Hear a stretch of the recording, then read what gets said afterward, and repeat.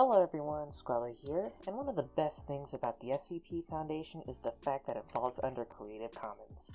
What this basically means is that anyone and everyone can use SCP property in their projects, and that can lead to some pretty amazing things. You know, we wouldn't have things like SCP readings or movies like SCP Overlord if it wasn't available to the masses. This just leaves one problem though. Creative Commons means that everyone can use SCP material.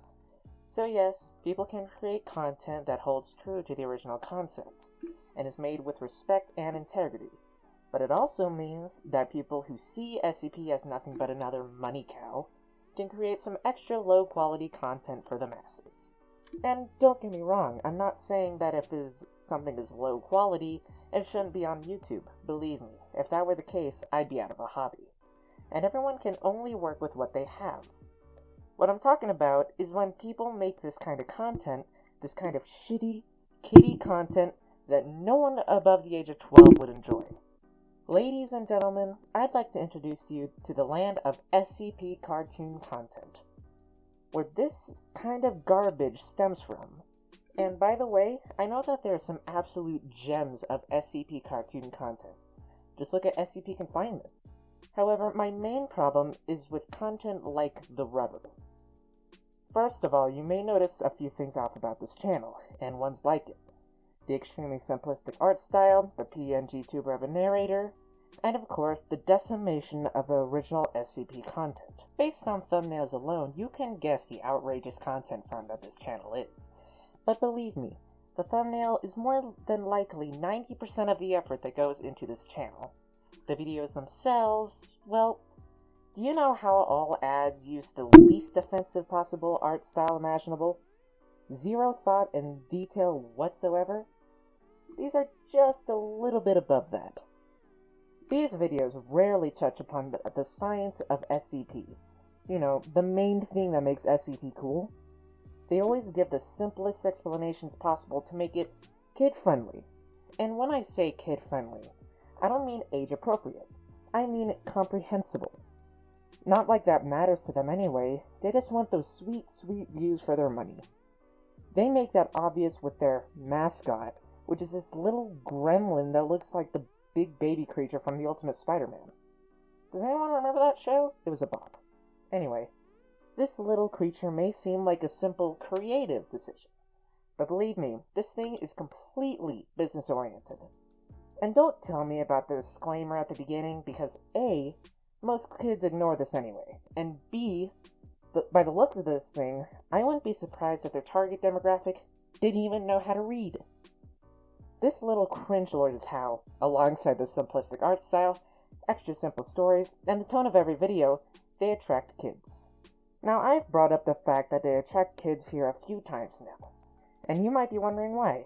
Well, the thing is that this is SCP we're talking about. While yes, there certainly are some SCPs that could be considered family-friendly. No blood, no gore, no doorknobs. But these are not the types of SCPs that we're talking about, let alone mention. No, they would rather introduce kids to SCP-231, which apart from having a goddamn adult wording on the front page, but also includes performing extremely vulgar surgeries on not one, not two, but 7 pregnant women. And the women have to stay awake for these procedures. And to top it all off, they have their memories wiped each time, so the procedures are just as bad every time. Now, I'm not going to rag on the creators of the story. No, this is a great story behind it about the Scarlet King, and I highly recommend it if you're willing to read through it all. Now, my problem is it's targeted towards kids. But SQUABO, each video has a warning at the beginning of it, and parents should be seeing what their kids are watching. Does this look like something not made for kids? Who would ever create such an innocent little Teletubby for a topic so goddamn obscene? I could forgive it if there was some kind of lore behind it, right? Like maybe this little creature is a torture of souls or something or whatever.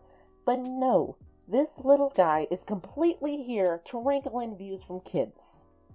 But you do make a good point. Parents should be able to see what their kids are viewing, right? No. Sorry, but while there are some decent parents who supervise their kids' viewing habits, not every parent is responsible enough or has the time to do so. This is a common argument about shows like Family Guy, South Park, The Simpsons, etc. The question being, should these shows be accountable for what their kids can watch on TV? And I think, no. These shows should not be held accountable for showing adult content. But then why should these channels? Well, while these channels are incredibly accessible to kids on YouTube, all of the adult-oriented shows are locked to their networks, like TBS, Adult Swim, etc. And while accidents can happen, like you're watching news on Fox and it switches to Family Guy, but it's not like these shows.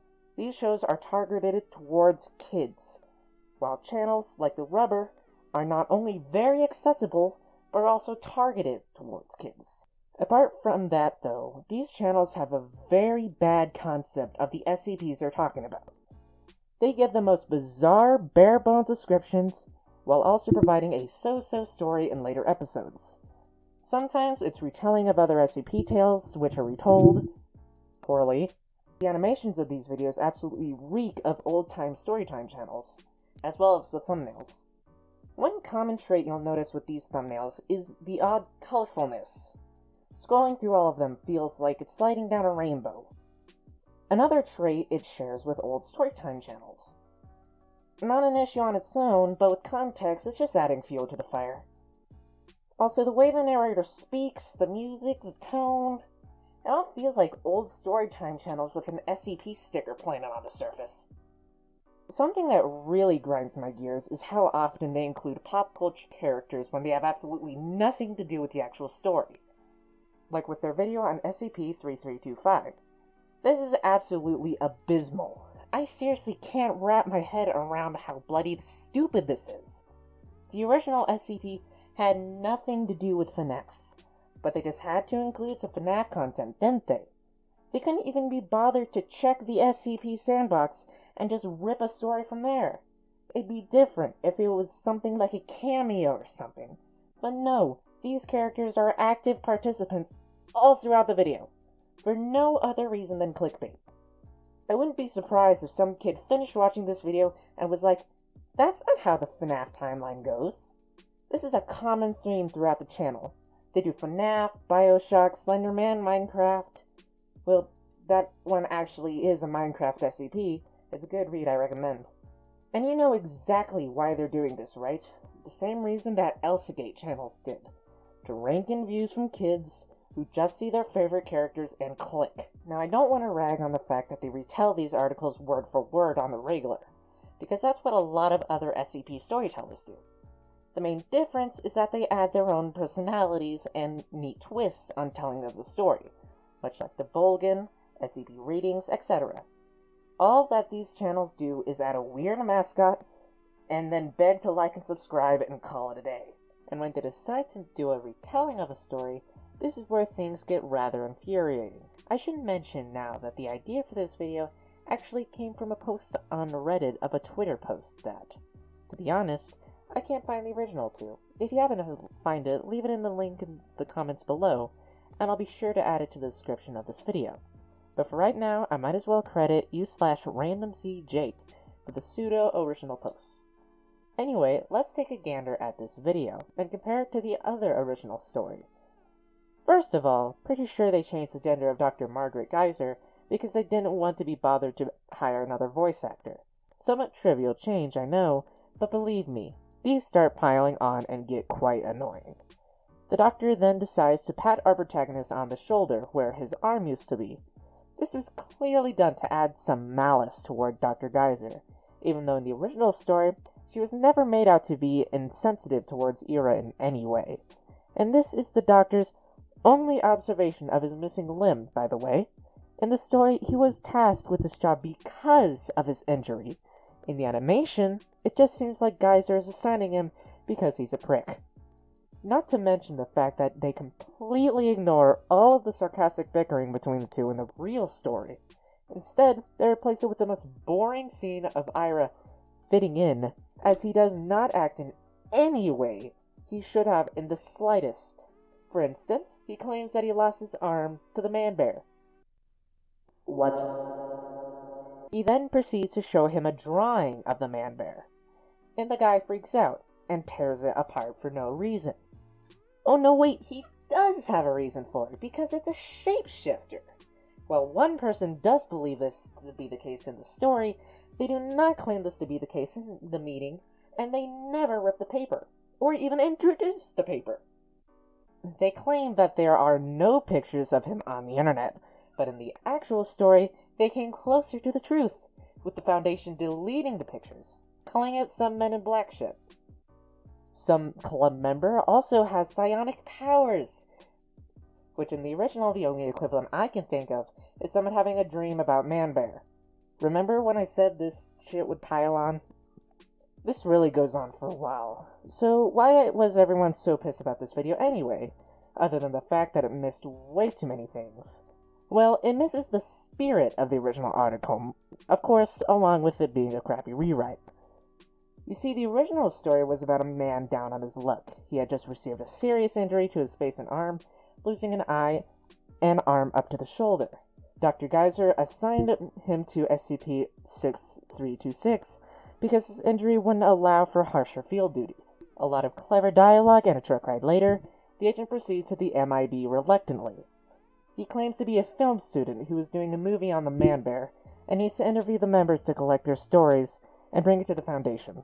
At the end, sick of the Foundation shit, Watts reveals to one of the members how he gained his injuries, putting him on thin ice with the Foundation, not only leaving with an enthralling cliffhanger, but also including that extra SCP flair to it. The story in the video, however, shows a man who just received a badass robot arm and an eye patch, receiving a new mission.